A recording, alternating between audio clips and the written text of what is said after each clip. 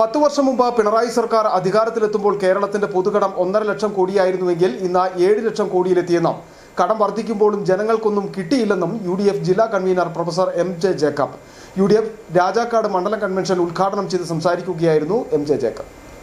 1957 മുതൽ പരിശോധിച്ചാൽ 2016 വരെ കേരളത്തിൽ പൊതുകടം 1.5 ലക്ഷം കോടിയാണ്. എന്നാൽ ഇന്നിതാ 7 ലക്ഷം കോടിയിലധികമായി വർദ്ധിച്ചു. കടം വർദ്ധിക്കുമ്പോഴും ജനങ്ങൾക്ക് വേണ്ടി സർക്കാർ ഒന്നും ചെയ്തില്ലെന്നും MJ ജേക്കബ് കുറ്റപ്പെടുത്തി.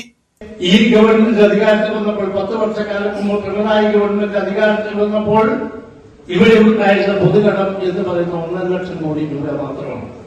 1957 മുതൽ ഈ പറയുന്ന 2016 വരെ ആകെയുണ്ടായിരുന്ന പൊതുകടം എന്ന് പറയുന്നത് 1.5 ലക്ഷം കോടി രൂപയാണ്. ഇപ്പൊ എവിടെ പോയിരിക്കുന്നു? ഇപ്പം 7 ലക്ഷം കോടി രൂപയോളമായിരിക്കുന്നു. 5 ലക്ഷം കോടി രൂപ ഇവിടെ അധികമായിട്ട് വന്നിട്ടുണ്ട്. ഈ 5 ലക്ഷം കോടി രൂപയിൽ രാജാക്കാടായിട്ടുള്ള ജനങ്ങൾ, അത് ഏത് കക്ഷിയിൽപ്പെട്ടവരായിക്കൊള്ളട്ടെ, വ്യാപാരി വ്യവസായികളായിക്കൊള്ളട്ടെ, ഏത് വിഭാഗത്തിൽപ്പെട്ടവരായിക്കൊള്ളട്ടെ, ആ വിഭാഗത്തിൽപ്പെട്ടവര് അവര് ആത്മപരിശോധന നടത്തി കഴിഞ്ഞാൽ ഈ 5 ലക്ഷം കോടി രൂപയിൽ ഈ നാട്ടിലെ ജനങ്ങൾക്ക് എന്ത് കിട്ടി? ഉടുമ്പൻചോല നിയോജക മണ്ഡലത്തിലെ UDF സ്ഥാനാർത്ഥിയുടെ പ്രചാരണ പരിപാടിയുടെ ഭാഗമായാണ് UDF രാജാക്കാട് മണ്ഡലം കൺവെൻഷൻ സംഘടിപ്പിച്ചത്. രാജാക്കാട് വ്യാപാര ഭവൻ ഓഡിറ്റോറിയത്തിൽ നടന്ന പരിപാടിയിൽ സിബി കൊച്ചുവള്ളാട്ട് അധ്യക്ഷത വഹിച്ചു.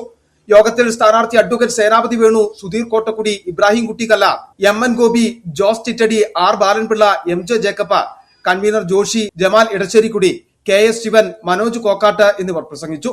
നിരവധി പ്രവർത്തകരാണ് പരിപാടിയിൽ പങ്കെടുത്തത്. City Vision Rajakkad.